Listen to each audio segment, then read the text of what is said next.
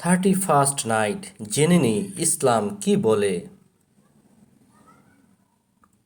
রাসূলুল্লাহ সাল্লাল্লাহু আলাইহি ওয়াসাল্লাম বলেছেন, যে ব্যক্তি কোনো সম্প্রদায়ের সাদৃশ্য অবলম্বন করল সে তাদেরই অন্তর্ভুক্ত। যুব সমাজকে ধ্বংস ও নারী সমাজকে নষ্ট করার জন্য 31st নাইট বাংলাদেশে আমদানি করা হয়েছে।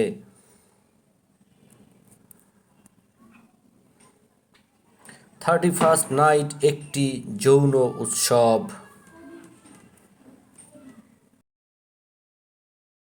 আল্লাহ তাআলা বলেন, আর তোমরা জেনার নিকটবর্তী হইও না।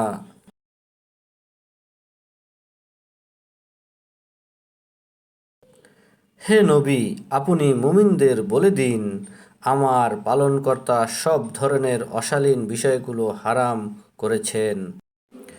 এবার আমরা দেখি কি হয় এই রাত্রে। ১. অশ্লীলতা ও বেহায়াপনা। এই রাতটিকে কেন্দ্র করে চলে অশালীন ও বেহায়াপনার মহা উৎসব। যুবতীরা আঁটোসাঁটো, অশালীন ও নগ্ন পোশাক পরিধান করে অবাধে চলাফেরা করে। ২. গান বাজনা।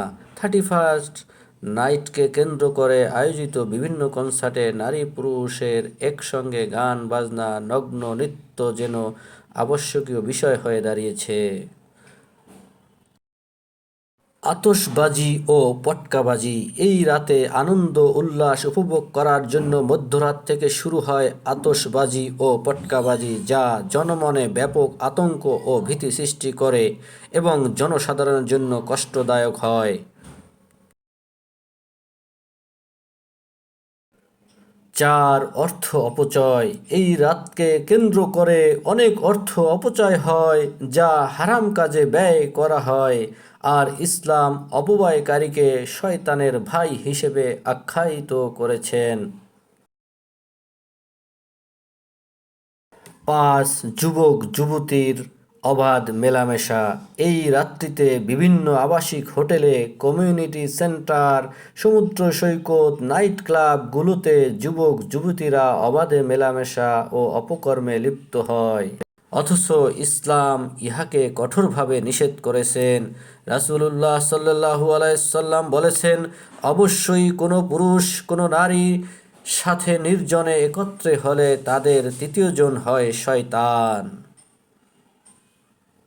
৬. নেশাদ্রব্য সেবন।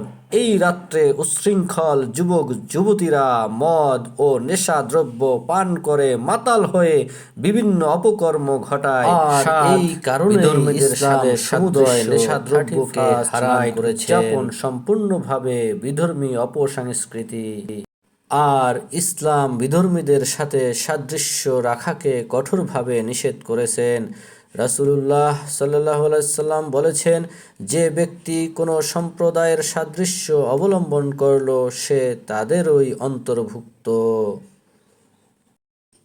তাই আমাদের সকল মুসলিম ভাই বোনদের উচিত এই বিদেশি অপসংস্কৃতিকে ছুঁড়ে ফেলে দেওয়া। হে আল্লাহ, আমাদের হেফাজত করুন। আমিন।